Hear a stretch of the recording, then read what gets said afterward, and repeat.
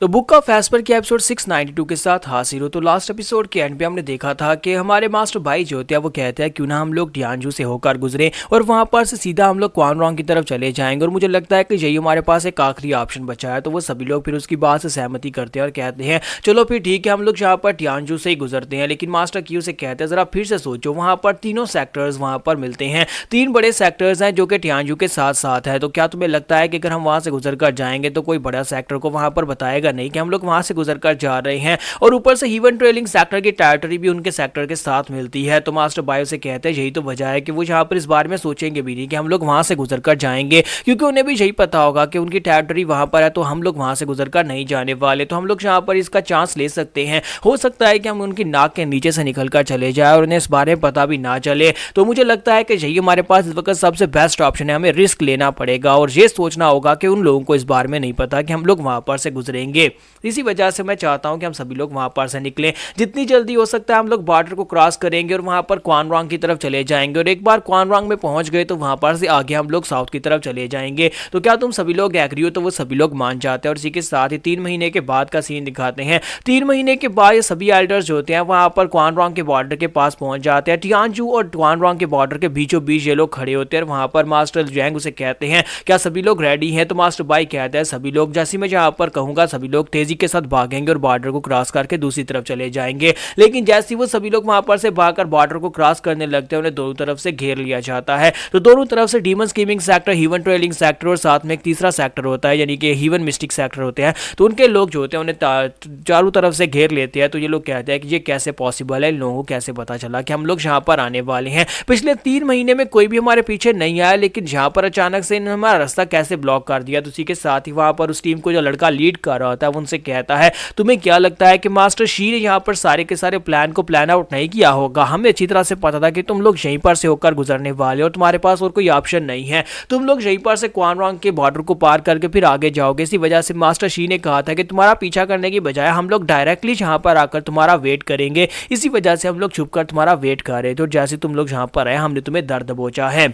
Master she एक बहुत ही कमाल के और समझदार इंसान है और अब जबकि तुम यहाँ पर पकड़े जा चुके हो तो तुम्हारे पास और कोई ऑप्शन नहीं बचा। जबकि मास्टर जैंग चलाकर उसे कहते हैं कि हम लोग यहाँ पर आखिरी दम तक फाइट करेंगे, हम में से कोई भी यहाँ पर बिना फाइट के तो बिल्कुल भी नहीं मरेगा। तो वो इंचार्ज लड़का उनसे कहता है हाँ हाँ क्यों नहीं, तुम यहाँ पर चाहे कितनी फाइट क्यों ना कर लो, लेकिन मैं अपने साथ पूरे 100 एथेरियल स्टेज के मास्टर्स को लेकर आया हूँ। क्या तुम्हें लगता है कि तुम सभी को हरा सकते हो या फिर सभी से जीत कर तुम आगे बढ़ सकते हो? तुम्हें यहाँ पर मरना ही होगा, क्योंकि तुम्हें लगा था कि शायद तुम टियानजू में चले जाओगे, यहाँ पर से उन लोगों से मदद मांग लोगे, लेकिन वो लोग तुम्हारी मदद नहीं करने वाले। और इसी के साथ ही वहां पर उनके पर अटैक होना शुरू हो जाता है। वो सभी लड़के जो होते हैं वहां पर बुरी तरह से हिट होते हैं। तो इंचार्ज कहता है यहाँ पर हो क्या रहा है, कौन यहाँ पर हमारे पर अटैक कर रहा है? तो इसी के साथ ही हमारी जो लूक फैमिली के लोग होते हैं वहां पर आ जाते हैं। तो मास्टर ली जिंगटियान वहां पर आने के बाद कहते हैं कि हम वो लोग हैं जो कि अपने मेहमानों को यहाँ पर बचाने के लिए आए हैं। तुम लोगों की हिम्मत कैसे भी यहाँ पर टियानजू के बॉर्डर के पर हमारे टियानजू के मेहमानों के रास्ते को ब्लॉक करने की? और इसी के साथ ही हमारी ज्वेट जो होती है वहां पर उनको देखकर पहचान लेती है और कहते हैं कि मास्टर लीजिए तो आप लोग हैं। तो मास्टर ली से कहते हैं कि हाँ हमें अच्छी तरह से पता है कि तुम लोग यहीं पर से गुजरने वाले थे,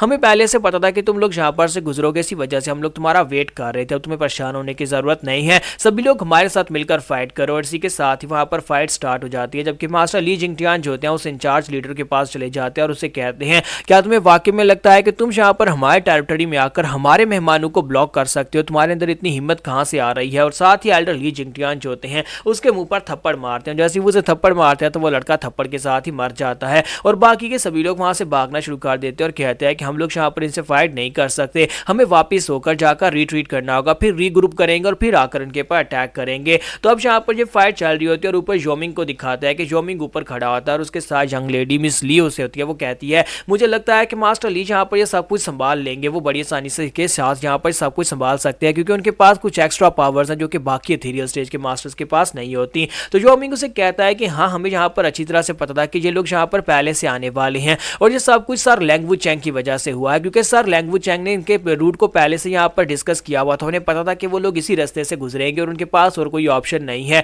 इसी वजह से हम लोग यहीं पर आ चुके थे। और साथ ही वो उसे कहता है कि चलो यहाँ से वापस चलते हैं, क्योंकि मुझे लगता है कि यहाँ पर बैटल की आउटकम तो पहले से निकल चुकी है, चाहे उनके पास कितने एथेरियल स्टेज के मास्टर्स क्यों ना हो, लेकिन हम लोग अपनी टेरिटरी में और हम लोगों के पास यहाँ पर अपना टेरिटोरियल एडवांटेज जाए, जिसकी वजह से हमारे लोग बड़ी आसानी से उनको हरा देंगे। अब वापस चलते हैं और जाकर देखते हैं कि वो बुढ़ा आदमी लैंग वुचेंग यहाँ पर अब आगे क्या प्लानिंग करने वाला है। तो यहीं पर से नेक्स्ट सीन जो होता है हमें रूम के अंदर का दिखाते हैं, जहाँ पर मास्टर लैंग वुचेंग जो होते हैं वो मास्टर लू के साथ बैठे होते हैं, यंग मास्टर लू के साथ बैठे होते हैं। और यंग मास्टर लू से कहता है कि आप कुछ ज्यादा शांत लग रहे हैं, कि आपको लगता है कि आपका प्लान कामयाब रहेगा। तो लैंग वुचेंग उसे कहता है कि मैं ऐसा कोई प्लान बनाता ही नहीं हूं जो कि कामयाब ना हो सके। ज़ू फैन के अलावा मेरे हर एक प्लान को कामयाब होने से कोई नहीं रोक सकता। इसी के साथ ही बाहर से आवाज आती है और उनसे कहा जाता है कि आपके मेहमान आ चुके हैं। तो हमारा लूक जो होता है उन लोगों से कहता है ठीक है उन्हें अंदर भेज दो। तो जुनहाई उन सभी लोगों को वहां पर अंदर आने के बाद ग्रीट करता है और वो सभी लोग भी वहां पर उसे ग्रीट करते हैं। तो जुनहाई आगे बढ़ता है, जाकर मास्टर बाई से कहता है कि आपको यहाँ पर इतनी ज्यादा पोलाइट होने की जरूरत नहीं है और ना ही हमें यहाँ पर थैंक यू बोलने की जरूरत है,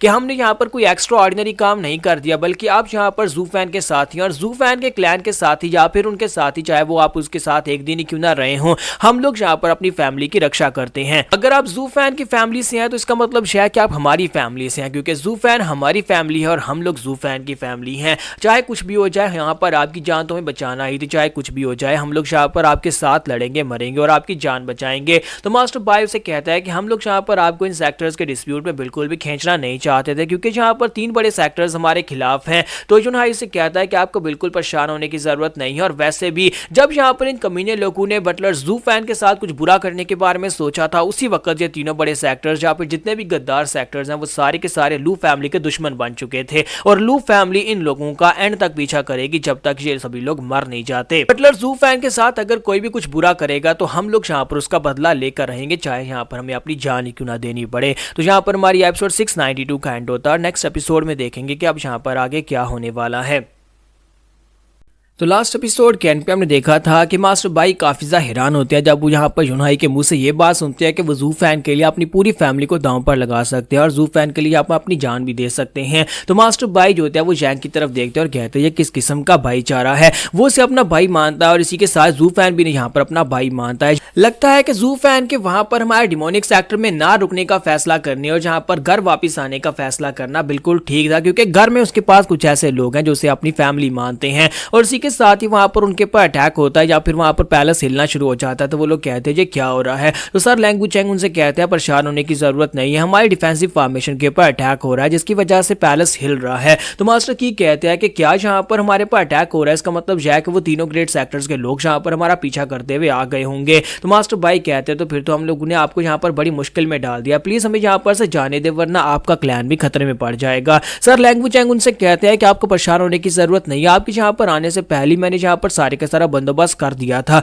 मुझे पहले से पता था कि यहाँ पर आपके पीछे वो लोग जरूर आएंगे और अगर वो लोग आपके पीछे आएंगे तो इसका मतलब यह है कि मुझे यहाँ पर अपनी फॉर्मेशंस के लेवल को डबल करना होगा। मैंने 7th ग्रेड की बहुत सारी फॉर्मेशंस बिछाई हुई हैं, 18 यहाँ पर फॉर्मेशंस हैं जिनको तोड़ पाना काफी ज्यादा मुश्किल है और वो 100 मिनियंस जो है वो तो इतनी आसानी के साथ इस फॉर्मेशन को कभी भी नहीं तोड़ पाएंगे। और उसके बाद ऊपर से मास्टर ली जिंगटियान और हमारे एथीरियल स्टेज के बाकी के मास्टर्स वहां पर मौजूद हैं जो कि उन फॉर्मेशंस की प्रोटेक्शन कर रहे हैं। इसका मतलब यह है कि वो लोग कभी भी यहाँ पर अंदर नहीं आ सकते। तो ये बात सुनने के बाद मास्टर बाई और बाकी के एल्डर सोच रहे होते हैं कि यहाँ पर उन एथीरियल स्टेज के 100 मास्टर्स को 100 मिनियंस कह रहे हैं। इसका मतलब यह है कि ये उनको बिल्कुल भी कम, इनको बिल्कुल भी पावरफुल नहीं समझते, इनकी नजर में उनकी कोई वैल्यू नहीं है। क्या वाकई में एथीरियल स्टेज के मास्टर्स की इनकी नजर में कोई वैल्यू नहीं है? आज ये बंदा है कौन? कहीं ये वाकई में वही तो नहीं है जिसके बारे में काफी ज्यादा फेमस था कि टियानजू के अंदर एक बहुत ही चालाक आदमी था जो कि लुमड़ी की तरह बहुत ज्यादा चालाक था। क्या ये सर लैंग वुचेंग है? तो इसी के साथ ही मास्टर बाई से कहते हैं कि सर क्या मैं आपका नाम जान सकता हूं? तो वो कहता है कि मेरा नाम सर लैंग वुचेंग है। तो ये बात सुनते ही वो सभी लोग हैरान हो जाते हैं और कहते हैं ये तो वाकई में वही है,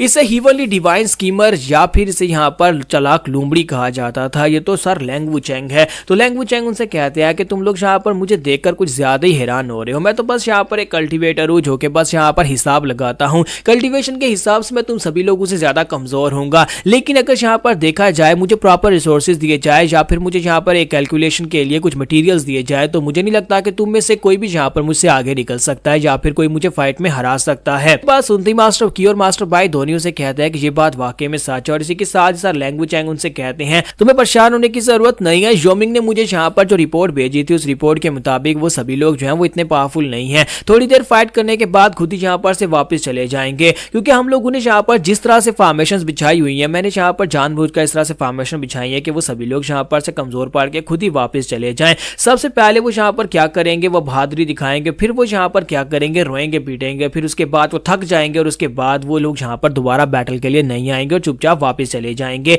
इसलिए यहाँ पर तुम्हें बिल्कुल परेशान होने की जरूरत नहीं है। तो अल्टर जैंग उसे कहते हैं, आपने यहाँ पर उस लड़के योमिंग का नाम लिया, मैंने यहाँ पर योमिंग का नाम सुना हुआ है, क्या वाकई में योमिंग वही लड़का तो नहीं है जो कि यहाँ पर मास्टर यू गुइकी का डिसाइपल था? यू गुइकी जिसे यहाँ पर डिमोनिक मास्टर कहा जाता था, जो कि यहाँ पर काफी ज्यादा समझदार और काफी तेज इंसान था। तो लैंग चैंग कहते हैं, क्या तुम यहाँ पर यू गुइकी को जानते हो? तो वो कहता है, हाँ मैं यहाँ पर हेल वैली के मास्टर यू गुइकी को अच्छी तरह से जानता हूँ। कभी उसने हमारे डिमोनिक सेक्टर को ज्वाइन करने के लिए एप्लीकेशन दी थी, लेकिन हम लोगों ने उसको रिजेक्ट कर दिया था क्योंकि उसका बॉडी एटीट्यूड बिल्कुल भी अच्छा नहीं था। हालांकि दिमाग में और स्कीम्स बनाने में वो काफी ज्यादा अच्छा था, लेकिन हमारे सेक्टर को ज्वाइन करने के लिए उसका एटीट्यूड बिल्कुल ही परफेक्ट नहीं था। तो क्या अब यहाँ पर वो मर चुका है और उसके मरने के बाद क्या अब उसका डिसाइपल योमिंग है? तो उसी के साथ ही मास्टर लैंग चैंग उन्हें यहाँ पर योमिंग के बारे में बताते हैं। फिर साथ ही वहां पर साइड के ऊपर से योमिंग अंदर आ जाता है। तो लैंग चैंग उसे कहता है कि जे क्या तुम यहाँ पर क्या कर रहे हो? मैंने कहा था कि फाइट खत्म होने तक वहीं पर रुकना। तो वो कहता है, फाइट तो खत्म हो चुकी है, मैंने वहां पर जिन लोगों को हराना था उनको हरा दिया, जिन लोगों को भेजना था उन्हें भेज दिया और ऊपर से हीवन ट्रेलिंग सेक्टर के लोग तो वापस चले गए हैं।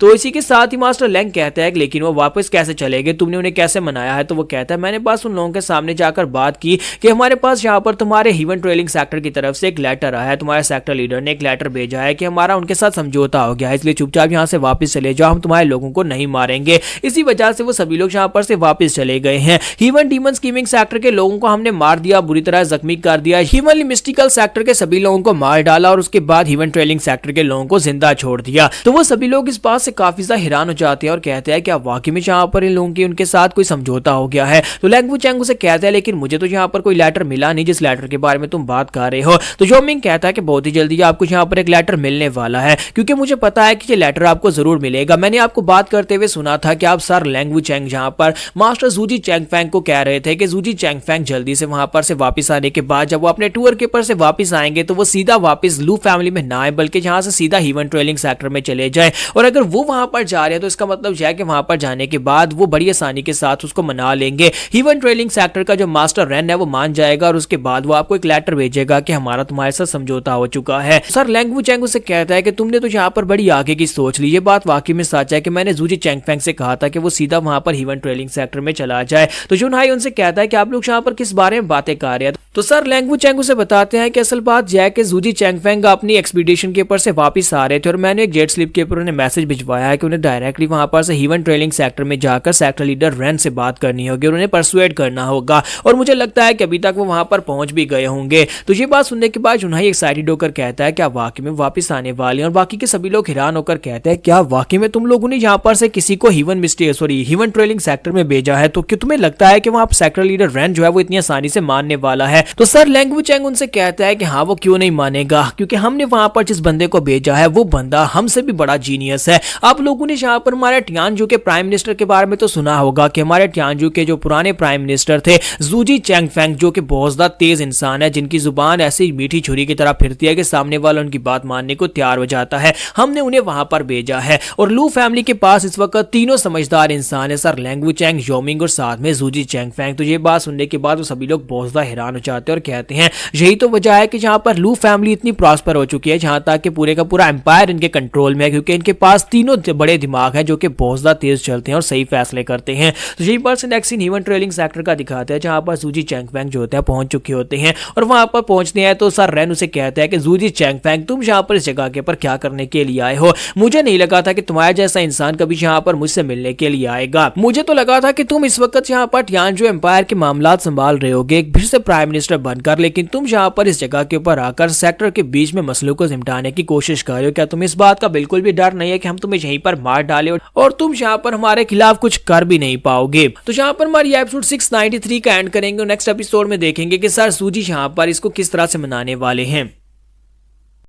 तो गाइस कैसे हैं आप सब लोग? द बुक ऑफ एस्पर के एपिसोड 694 के साथ हाजिर हूं। तो लास्ट एपिसोड के एंड पे आपने देखा था कि जूजी चैंगफैंग जो होते हैं मास्टर रेन से मिलने के लिए हीवन ट्रेलिंग सेक्टर में पहुंच जाते हैं। तो मास्टर रेन उसे कहता है कि तुम यहाँ पर क्या करने के लिए आए हो? तो इसी के साथ ही मास्टर जूजी जो होते हैं वहां पर बस अपना जादू चलाना स्टार्ट करते हैं और उसे कहते हैं, ये बात तो सभी लोग जानते हैं कि हमारे 3 प्रोटेक्टर गार्डियन सेक्टर्स हैं। 3 प्रोटेक्टर गार्डियन सेक्टर्स में से हीवन ट्रेलिंग सेक्टर जो है वो उन सभी का लीडर है, यानी डीमन स्कीमिंग सेक्टर और हीवन मिस्टिकल सेक्टर जो है वो वो दोनों यहाँ पर लोअर सेक्टर्स है, जबकि आप लोग यहाँ पर हमारे गार्डियंस हैं कि हमें यहाँ पर पिछले कई सौ सालों से प्रोटेक्शन देते आ रहे हैं। और अब जबकि यहाँ पर वक्त पड़ा है, हमें जरूरत पड़ी है, तो हमें यहाँ पर आपके पास ही आना पड़ा है, क्योंकि हमारे सामने यहाँ पर ऐसी सिचुएशन आ गई जिसमें हमारे पास कुछ ऐसे लोग जो कि भगोड़े हैं डीमन स्कीमिंग सेक्टर से, लेकिन वो लोग ज़ू फैन के कुछ खास लोग थे जिसकी वजह से हम लोग उन्हें बचाना चाहते हैं। और मैं अब यहाँ पर आपके सामने ये भीख मांगने के लिए आया हूं कि प्लीज यहाँ पर उन लोगों को माफ कर दे और उन्हें यहाँ पर रास्ता दे दे, ताकि वो लोग यहाँ पर हमारे साथ रह सके। रेनू से कहता है कि तुम्हें ऐसा क्यों लगता है कि मैं यहाँ पर तुम्हारी इस बात को मान लूंगा और यहाँ पर उन भगोड़े जो कि गद्दार लोग हैं जिसे यहाँ पर जी वूजा मारना चाहता है, मैं उन्हें जिंदा छोड़ दूंगा। और तुम लोग यहाँ पर ये सब कुछ क्यों कर रहे हो? क्या तुम लोग यहाँ पर ज़ू फैन की वजह से ये सब कुछ कर रहे हो? क्या ज़ू फैन के मरने के बाद अब तुम यहाँ पर उसका बदला लेने के लिए सब कुछ कर रहे हो? तो सूजी चैंगफेंग से कहता है कि हाँ और ना भी। तो मास्टर रैन कहता है कि मुझे जरा डिटेल में बताओ। तो इसी के साथ सूजी चैंगफेंग उसे कहते हैं हाँ इसलिए क्योंकि हम लोग यहाँ पर स्टुअर्ट ज़ू की काफी ज्यादा रिस्पेक्ट करते हैं, क्योंकि वो हमारी फैमिली से था और हमारी फैमिली को छोड़कर जाने के बाद जब वो डीमन स्कीमिंग सेक्टर को उसने ज्वाइन कर लिया, हम लोग अभी भी यहाँ पर उसकी रिस्पेक्ट करते हैं। और लू फैमिली की जो हमारे सेक्टर लीडर लू जुनहाई है वो उनकी बहुत ज्यादा रिस्पेक्ट करते हैं और उन्हें अपने ब्रदर की तरह ही मानते थे। हम लोग उन लोगों को पनाह नहीं देते जो लोग यहाँ पर ज़ू फैन के जानने वाले थे डीमन स्कीमिंग सेक्टर से, वो लोग भागकर हमारे पास आते हैं और हम लोग वहां पर भी उन्हें मरने के लिए छोड़ देते हैं। तो फिर यहाँ पर हमारी फैमिली की रेपुटेशन बहुत ज्यादा खराब हो जाएगी और एक बार रेपुटेशन खराब हो गई तो फिर यहाँ पर कोई हमारे पर भरोसा नहीं करेगा। और हमारे यंग सेक्टर लीडर जो है वो यहाँ पर अपनी इज्जत को बहुत ज्यादा सामने रखते हैं और वो इस बात को मानते हैं कि अगर हम लोगों ने यहाँ पर अपनी प्राइड को थोड़ा सा भी कम किया तो फिर लोगों का भरोसा हमारे ऊपर से उठ जाएगा, जिसकी वजह से हमारे बिजनेस को बहुत ज्यादा नुकसान पहुंचने वाला है। तो मास्टर रैन उसे कहते हैं तो इसके तुम्हारे कहने का मतलब यह है कि मैं यहाँ पर तुम्हारी रिस्पेक्ट को कम करने की कोशिश कर रहा हूँ। यहाँ पर तुम्हारी रिस्पेक्ट जो है वो हमारे मैटर से ज्यादा हो गई है। हम 3 बड़े सेक्टर्स के लोग हैं और तुम यहाँ पर सिर्फ एक छोटी सी फैमिली हो और हम यहाँ पर तुम्हारी छोटी सी फैमिली की रिस्पेक्ट की बात कर रहे हैं। तो सूजी चैंगफेंग उसे कहते हैं नहीं सर ऐसी कोई बात नहीं, और हमारी एक छोटी फैमिली तो यहाँ पर खतरा मोल ले भी नहीं सकती, आपके जैसे बड़े सेक्टर्स के साथ हम लोग पंगा तो बिल्कुल भी नहीं ले सकते। हम लोग यहाँ पर अपनी फैमिली को खतरे में नहीं डालना चाहते और साथ ही हम लोग यहाँ पर अपनी रिस्पेक्ट को बचाकर रखना चाहते हैं, हम लोग अपनी प्राइड को बचाकर रखना चाहते हैं ताकि यहाँ पर बाकी के सभी जो कि लू अलायंस हमने बनाई थी उस लू अलायंस के साथ सभी लोग जुड़े रहे। इस दुनिया में हर किसी को यहाँ पर फेम चाहिए होती है, फेम और पैसा किसको नहीं चाहिए होता, और हमारा सेक्टर मास्टर भी ऐसा ही इंसान है, उसे भी यहाँ पर फेम और पैसा चाहिए, लेकिन साथ ही हमें यहाँ पर अपने ताल्लुकात को भी तो निभाना पड़ेगा। ज़ू फैन के साथ हमारा यहाँ पर एक रिलेशन था और ज़ू फैन की वजह से हम लोग अभी तक यहाँ पर उस रिलेशन में बंधे हुए हैं कि लू फैमिली इतनी ज्यादा तरक्की कर पाई है, उसके हमारे पर काफी ज्यादा एहसान थे। हम लोग यहाँ पर उसका कोई बदला लेने के लिए बिल्कुल भी नहीं आए, बल्कि हम तो सिर्फ और सिर्फ यहाँ पर ये डिमांड कर रहे हैं कि उसके जो कुछ जानने वाले लोग हैं हम लोग उनको यहाँ पर श्रद्धांजलि देने के लिए या फिर उन सभी लोगों को यहाँ पर सुख देने के लिए अपने पास रख सके। मास्टर रैन उसकी बात सुनने के बाद अंदर के अंदर सोच रहे होते हैं कि अगर एक बार भी ये बंदा यहाँ पर मेरे सामने ये बात कहे कि ये यहाँ पर बदला लेना चाहता है ज़ू फैन के साथ हम लोगों ने जो कुछ भी किया है, तो मैं इसे इसी जगह के ऊपर बिना तरस खाए मार डालूंगा। और मास्टर सूजी भी यही सोच रहे होते हैं कि अगर मैंने यहाँ पर इसके सामने ज़ू फैन के बारे में बात की ना कि हम लोग ज़ू फैन की वजह से बहुत ज्यादा दिक्कत में, या फिर ज़ू फैन को तुमने मार डाला इसी वजह से हम लोग गुस्से में और तुमसे इस बात का बदला लेने के बारे में सोच रहे हैं, तो ये मुझे यहीं पर मार डालेगा। तो इसलिए मुझे यहाँ पर सारी की सारी बात इस तरह से घुमाकर करनी है कि इससे ऐसा बिल्कुल ही महसूस नहीं होना चाहिए कि हम लोग ज़ू फैन के लिए ये सब कुछ कर रहे हैं। अगर हम उन लोगों को बचा रहे हैं तो सिर्फ और सिर्फ अपनी इज्जत बचाने के लिए या फिर अपने बिजनेस को और बढ़ाने के लिए कि लोगों को हमारे पर भरोसा हो कि हम लोगों ने यहाँ पर एक मरे हुए ज़ू फैन जो कभी हमारा बटलर हुआ करता था उसके साथियों को अपने पास बचा कर रखा। मुझे यहाँ पर इस बात को इस तरह से इसके सामने रिप्रेजेंट करना है। तो मास्टर रैन उसे कहते हैं तो तुम्हें यहाँ पर सिर्फ और सिर्फ अपनी फैमिली की प्राइड बचाने के लिए उन लोगों को, उन गद्दारों को यहाँ पर जिंदा बचवाना है, लेकिन मैंने मास्टर जी वूजा से वादा किया था कि उन सभी लोगों को ढूंढ कर मारा जाएगा। तो क्या तुम चाहते हो कि मैं यहाँ पर जी वूजा के खिलाफ चला जाऊं? तो मास्टर जूजी उसे कहता है कि सिर्फ और सिर्फ अगर यहाँ पर हमारी इज्जत की बात होती तो वो अलग बात है, हम लोग सिर्फ इज्जत के लिए सब कुछ नहीं कर रहे, हम लोग यहाँ पर एक और मकसद की वजह से भी ये सब कुछ कर रहे हैं। हम उन गद्दारों को अपने सेक्टर के अंदर इसलिए लेना चाहते हैं क्योंकि हम लोग डीमन स्कीमिंग सेक्टर के खिलाफ जाने वाले हैं। हम डीमन स्कीमिंग सेक्टर के खिलाफ यहाँ पर प्लानिंग कर रहे हैं और उसे अपना दुश्मन मान रहे हैं। तो ये बात सुनती मास्टर रैन कहता है ये कमीने लोग जहाँ पर ज़ू फैन का बदला लेने के बारे में सोच रहे हैं। मास्टर रैन उसे कहता है कि तुम्हें लगता है कि तुम्हारी एक छोटी सी फैमिली यहाँ पर एक बड़े सेक्टर का मुकाबला करने के लायक है, तो तुम लोग यहाँ पर वाकई में ज़ू फैन का बदला लेना चाहते हो?